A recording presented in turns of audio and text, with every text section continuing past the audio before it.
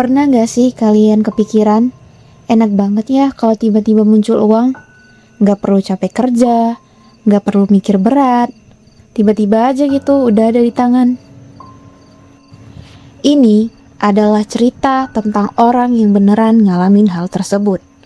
Kertas bekas atau daun aja sekejap langsung jadi uang asli. Bisa dipakai belanja, semuanya kelihatan nyata. Tapi ternyata gak ada yang gratis. Ada perjanjian, ada juga syarat yang harus dipenuhi. Lama-lama syarat itu makin hari semakin aneh dan berat saja. Sampai akhirnya dia sadar, dia udah gak bisa lepas lagi.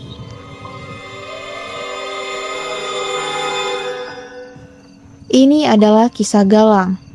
Dia kira dia menemukan jalan pintas yang menguntungkan, padahal yang dia dapatkan bikin dia kehilangan segalanya.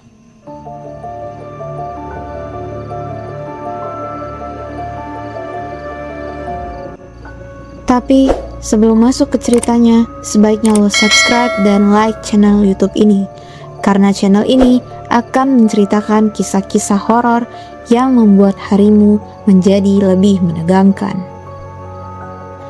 Suara horor dimulai.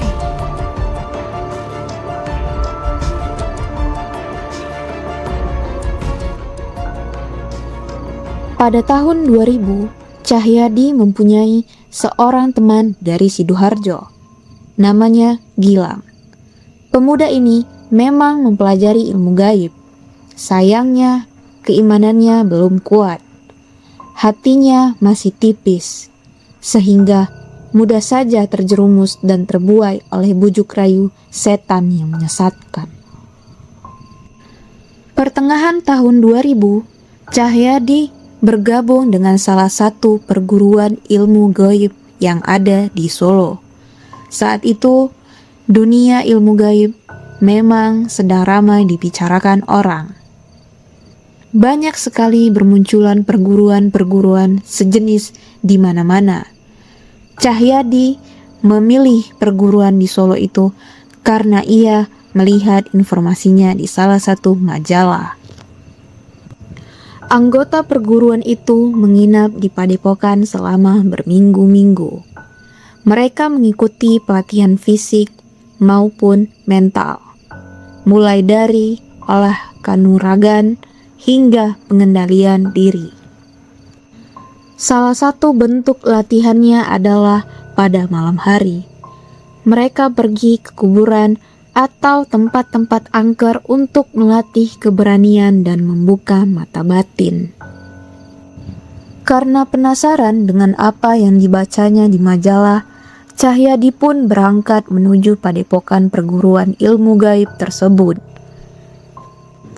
Dan ternyata benar, apa yang tertulis di majalah itu nyata adanya.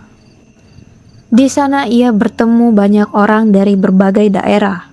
Ada yang baru datang, ada yang sudah beberapa hari, berminggu-minggu, bahkan ada yang sudah sebulan. Namun mereka semua mengaku masih merasa seperti baru tinggal di padepokan yang letaknya agak jauh dari pusat kota Solo itu.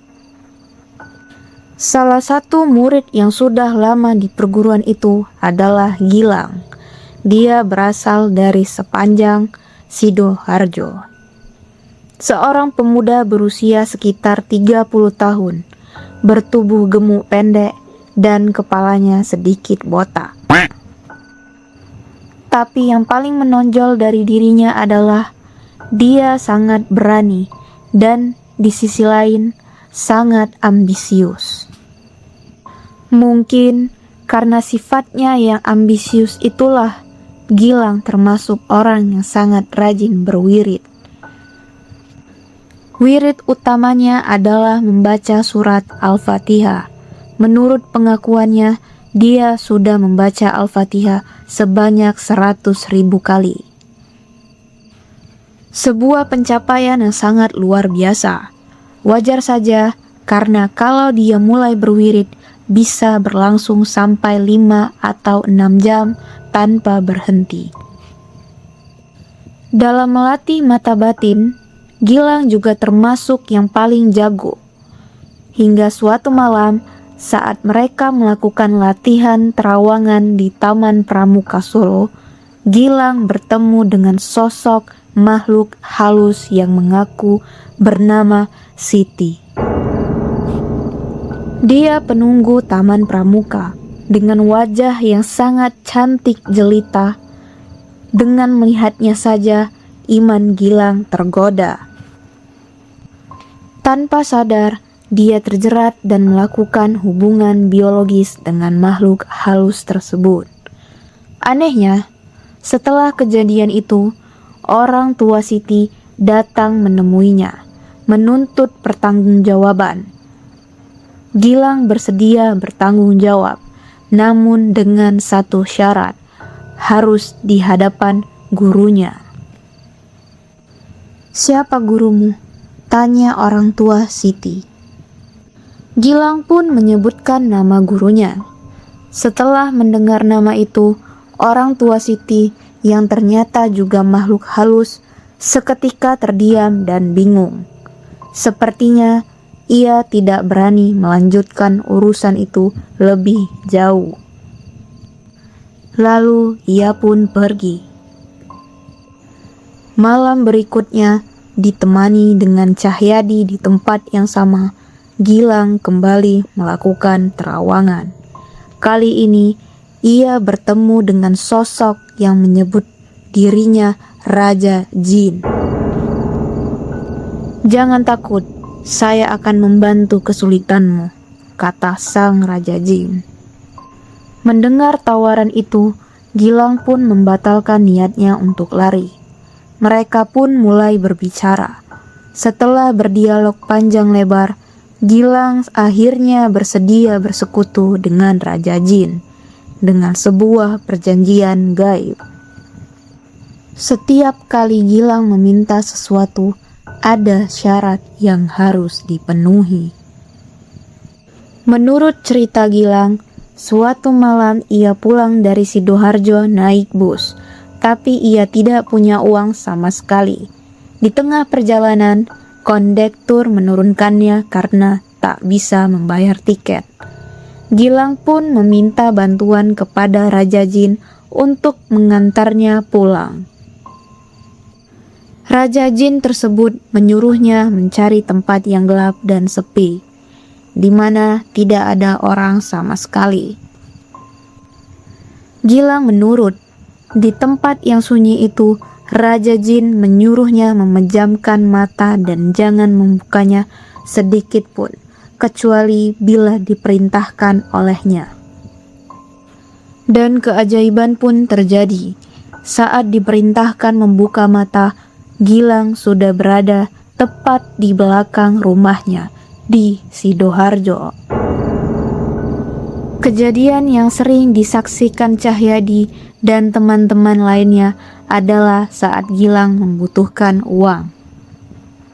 Setelah berkomunikasi dengan Raja Jin dan menyanggupi syarat yang diajukan, dalam waktu kurang dari 5 menit, uang 50.000 hingga 100.000 rupiah sudah ada di tangan Gilang.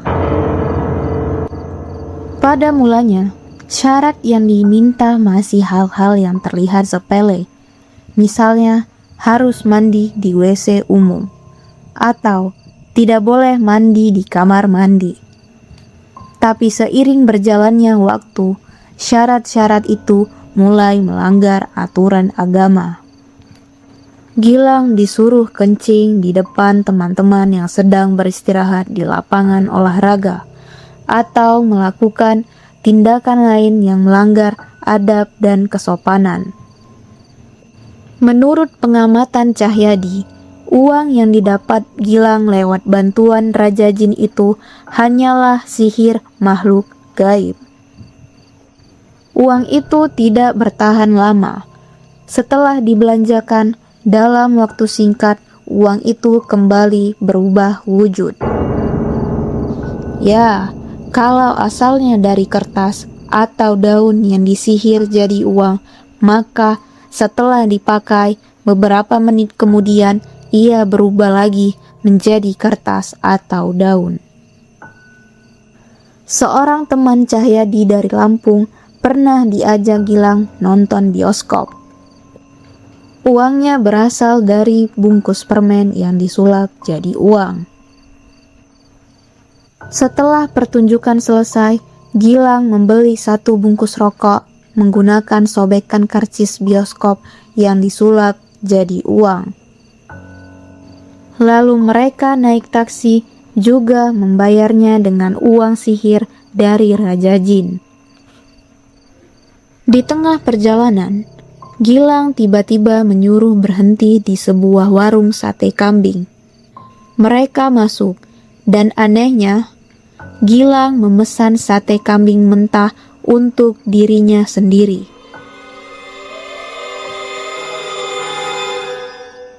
Sedangkan untuk temannya dari Lampung, ia memesan sate kambing bakar. Awalnya, penjual sate mengira Gilang hanya bercanda, tapi Gilang meyakinkan bahwa ia sungguh-sungguh memesan sate mentah. Penjual sate pun terheran-heran, dan saat sate mentah itu disajikan, Gilang memakannya dengan lahap seolah tak ada yang aneh. Yang lebih aneh lagi, sesampainya di padepokan, Gilang langsung menuju dapur dan makan nasi dengan lauk pauk seperti biasa. Temannya dari Lampung bingung dan heran. Bukankah tadi baru saja makan sate kambing mentah? Tapi Gilang menjelaskan dengan tenang. Yang makan sate kambing mentah tadi bukan aku, itu Raja Jin, sahabatku. Sedangkan yang sekarang makan nasi dan sayur, itu aku sendiri. Biasanya, uang buatan Gilang hanya bertahan beberapa menit setelah dibelanjakan. Tapi Gilang ingin tahu bagaimana caranya supaya uang itu bisa bertahan lebih lama dan dalam jumlah banyak. Dan caranya ternyata dengan menggabungkan 1 lembar uang asli bersama beberapa lembar kertas atau daun sesuai kebutuhannya. Dengan begitu, uang hasil sihir itu bisa bertahan lebih lama. Suatu hari, Gilang tertarik dengan sebuah iklan di koran yang menyebutkan ada cara agar uang di ATM bisa bertambah sendiri. Gilang pun meminjam uang Rp50.000 dari salah satu teman Cahyadi. Uang itu lalu digabung dengan sobekan-sobekan koran. Anehnya, tak lama kemudian di tangannya sudah tergenggam tumpukan uang Rp50.000. Persis sama dengan uang aslinya. Uang aslinya dikembalikan, sedangkan uang sihir dari Raja Jin disetorkan ke bank untuk ditransfer ke rekening pemasang iklan itu. Menurut Gilang, uang itu bisa bertahan sampai 3 hari, baru setelah itu berubah kembali menjadi kertas ataupun daun. Gilang bukan hanya bisa membuat uang untuk dirinya sendiri, dia juga bisa menurunkan ilmunya kepada orang lain. Hal ini pernah ia lakukan kepada teman-temannya, seperti Fahri dari Sintang, Farhan dari Pontianak, Ferdi dari Bandung, dan Gunawan dari Lampung. Bagaimana bisa setiap orang diberi 7 butir biji gotri kecil yang sudah dimantrai oleh Gilang? Biji itu harus ditelan dengan air putih yang sudah dicampur setetes darah Gilang. Namun dari semua orang itu, hanya Fahri yang bersedia meminum air bercampur darah tersebut. Sedangkan Farhan, Ferdi, dan Gunawan menolak meminum air bercampur darah itu. Mereka hanya mau minum air biasa. Akhirnya, hanya Fahri yang berhasil. Namun katanya, yang mengikuti Fahri bukan Raja Jin, melainkan makhluk anak bajang. Dan permintaannya pun tak kalah aneh dan menyusahkan, persis seperti yang dilakukan Raja Jin. Persekutuan antara Gilang dengan Raja Jin berlangsung cukup lama, tanpa terpantau oleh gurunya. Saat itu, gurunya sedang menunaikan ibadah haji. Sekembalinya beliau dari tanah suci, Gilang dipanggil dan ditegur keras.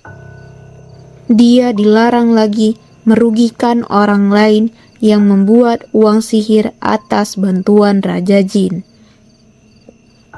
Di hadapan gurunya, Gilang berjanji tak akan melakukannya lagi.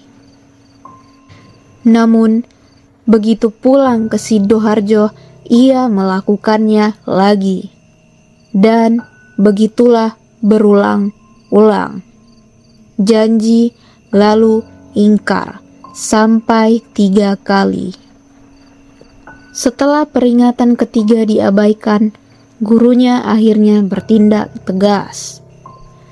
Dengan kekuatan batin, Raja Jin yang menjadi sekutu Gilang dipasung dan dikubur di Gunung Galunggung.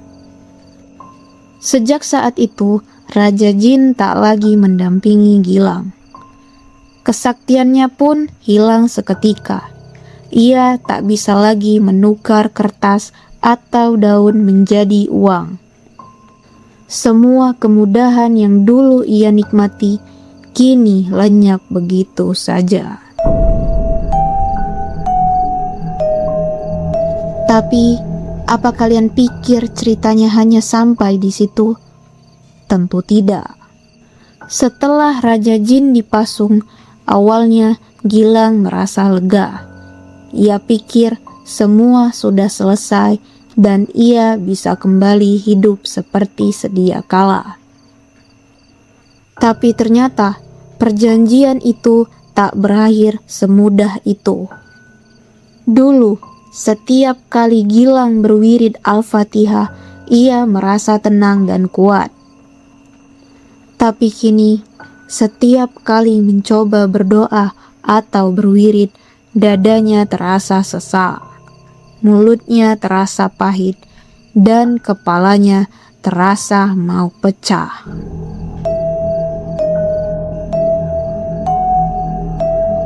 Seolah ada sesuatu yang menolak setiap kali ia mencoba mendekatkan diri kepada Tuhan. Uang yang dulu datang begitu mudah, kini tak ada satupun yang bertahan. Usaha yang ia bangun perlahan merosot. Apapun yang ia kerjakan selalu gagal di tengah perjalanan. Seperti ada kutukan yang mengikuti setiap langkahnya. Yang lebih mencekam, setiap malam ia selalu bermimpi didatangi sosok tinggi besar berjubah hitam. Sosok itu tidak berbicara, hanya menatapnya tajam seolah menagih janji yang belum lunas. Dan saat terbangun, tubuhnya terasa lemas luar biasa, seolah tenaganya tersedot habis. Gilang pun jatuh sakit. Penyakitnya aneh. Dokter tak menemukan apa-apa, tapi tubuhnya makin kurus setiap harinya. Matanya cekung, kulitnya kusam. Ia sering berbicara sendiri di tengah malam, seolah sedang berdebat dengan seseorang yang tak terlihat. Saat diingatkan Cahyadi untuk bertaubat sungguh-sungguh, Gilang hanya menunduk lemah. Sudah terlambat, bisiknya pelan. Saya kira saya memakai dia. Ternyata saya yang dipakai. Dulu ia merasa berkuasa, bisa meminta apa saja dan kapan saja. Tapi baru ia sadari, ia tidak pernah menjadi tuan. Ia hanyalah alat. Dan sekarang, saat alat itu tak lagi berguna, ia ditinggalkan dalam keadaan hancur berantakan. Akhirnya, Gilang sadar satu hal, uang yang didapatkan tanpa usaha akan hilang tanpa jejak. Tapi apa yang kita pertaruhkan untuk mendapatkannya, itu yang selamanya tidak bisa dikembalikan.